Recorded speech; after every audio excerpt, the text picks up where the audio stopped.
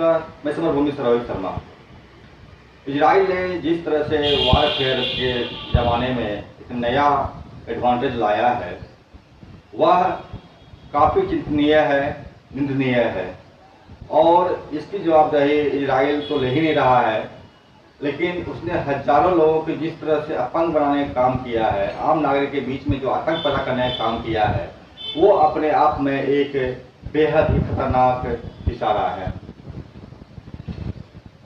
कहना होगा, जिस तरह से आज हर व्यक्ति के जेब में मोबाइल फ़ोन रहना, हर घर में टीवी का रहना, रेडियो का रहना या इलेक्ट्रॉनिक आइटम्स का रहना जिस तरह से हो गया है, इस स्थिति में जिस तरह से इजराइल ने बम ब्लास्ट किया है लेबनान में 17-18 तारीख को, 2 दिन। पहले दिन तो पेजर बम में ब्लास्ट किया और दूसरे दिन तमाम वाकी टॉकी जितने भी इलेक्ट्रॉनिक डिवाइसेस हैं, मसलन टीवी, रेडियो, ट्रांजिस्टर, यहाँ तक कि सोलर प्लेट, मतलब जितनी भी किस्म की इलेक्ट्रॉनिक आइटम्स हैं, उन तमाम चीज़ों पर विस्फोट हुए हैं। और ये विस्फोट जिस तरह से हुए हैं, वह आतंक ज़्यादा पैदा किया है, न केवल लेबनान, सीरिया जैसे देशों में, बल्कि पूरी दुनिया में। वारफेयर का ये नया ट्रेंड जिस तरह से इजराइल ने लाया है, यह निश्चित तौर पर एक खतरनाक ट्रेंड की ओर उभरा है और लोगों को इलेक्ट्रॉनिक डिवाइसेस, जो जीवन का एक अनिवार्य अंग बन गया था, उससे दूर हटाने का एक प्रयास है। अब तो यह भी कहा जा सकता है कि हर वह व्यक्ति जो मोबाइल फ़ोन यूज करता है, चाहे वो नेता हो, बड़े वैज्ञानिक हों या समाज के एक्टिविस्ट हों, जो समाज में काम कर रहे हैं लेकिन सरकार को सुहाता नहीं है, वे तमाम लोग मारे जा सकते हैं कभी भी, कहीं भी। इसके लिए उन्हें ट्रेस करने की ज़रूरत नहीं है, इसके लिए उन्हें किसी तरह का पुलिस से पकड़ने की ज़रूरत नहीं है, बल्कि वह किसी भी रूप में उसको गिरफ्तार करके की ज़रूरत नहीं है, सीधा उनकी हत्या की जा सकती है। और यह चीज़ जिस तरह से लोगों को आतंकित करने का काम किया है, वह तो अपने आप में बहुत ही घृणास्पद कहा सकता है, बल्कि ये कहें यह किसी भी आतंकवादी गतिविधि का सबसे बड़ा कारनामा है, कहा जा सकता है इसको है।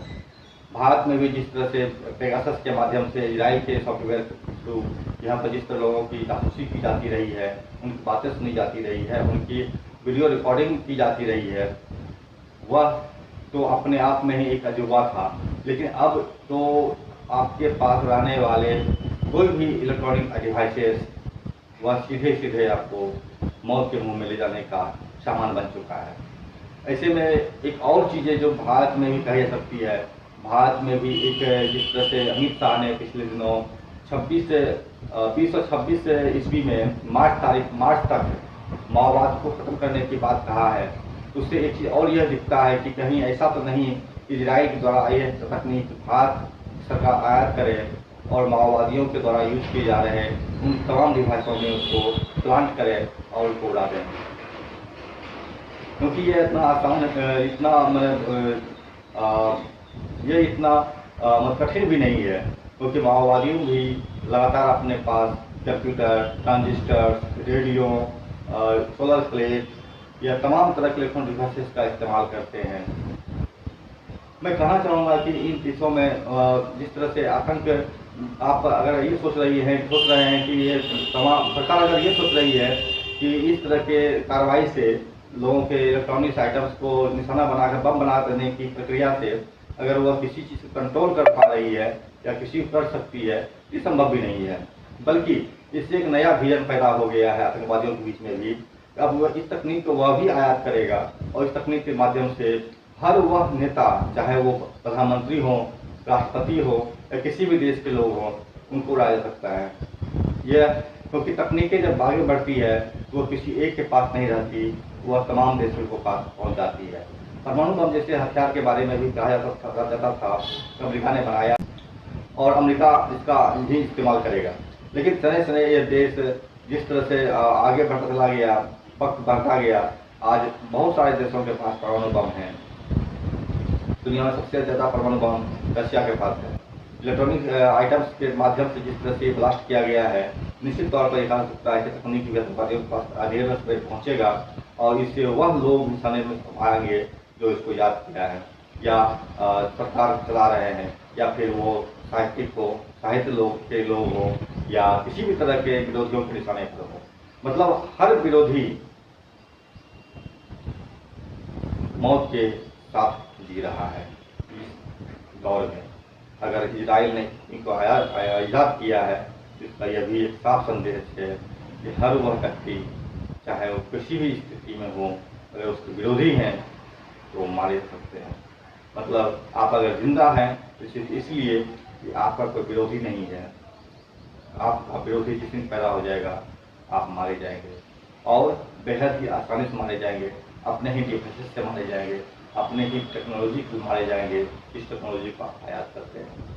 कहा जाता है जिस तरह से लेबनान में हजारों की तादाद में बम ब्लास्ट हुआ है, पेजर ब्लास्ट हुआ है, या डिवाइसेस ब्लास्ट हुए हैं, इलेक्ट्रॉनिक डिवाइसेस या तो सोलर प्लेट तक डिवाइस ब्लास्ट हुआ है, उसमें 2 ग्राम से लेकर 15 ग्राम तक बारूद सेट किया गया था, विस्फोटक सामग्री लगाई गई थी, जिसे किसी तरह से ट्रेस नहीं किया जा सकता था।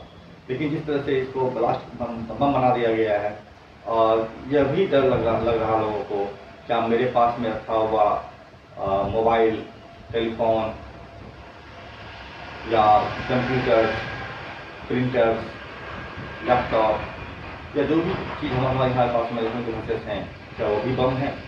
आप इसे ट्रेस नहीं कर सकते हैं। आप बस इंतजार कर सकते हैं अपनी मौत का कि किस दिन कोई विरोधी आपको आए, समय बना दें। अगर आप सोशल एक्टिविस्ट हैं, अगर आप माओइस्ट हैं, अगर आप आतंकवादी हैं, तो फिर 100% रखिए कि आपका डिवाइसेस आपको ही जान दे देगा। यह भारत सरकार जिस तरह से इजराइल के साथ सांठगांठ बना रही है, सांठगांठ बढ़ा रही है, यह सांठगांठ ये दिखाता है कि यह देर सवेरे यह तकनीक भारत में भी लागू होगा, भारत में भी प्लांट होगा। शायद इसीलिए अमित शाह ने दावा किया है कि मार्च 2026 तक माओवाद खत्म कर देंगे। हालांकि ये कोशिश कितना लागू होगा माओवादियों के ऊपर, यह कहना बहुत ही मुश्किल है, क्योंकि माओवादी भी इस चीज़ों को देख पा रहे होंगे और वह भी नए इंतजाम कर रहे होंगे। और हर चीज़ का काट होता है, जनता ही युद्ध लड़ती है, जनता ही हर चीज़ को तय करती है। इस चीज़ का भी इस्तेमाल कैसे होगा तो जनता तय करेगी। विरोधी भी अगर आतंकवादी डरे हुए हैं तो विरोधी सरकार को भी उसके विरोध कर सरकार को डरना चाहिए, क्योंकि ये तकनीक आतंकवादियों के पास भी आएगा, क्योंकि ये बड़ी कार्रवाई है। नमस्कार, मैं समाज से रोहित शर्मा। मेरी बात अच्छी लगे तो मैं चैनल को लाइक कीजिए, सब्सक्राइब कीजिए, शेयर कीजिए, कमेंट कीजिए। नमस्कार।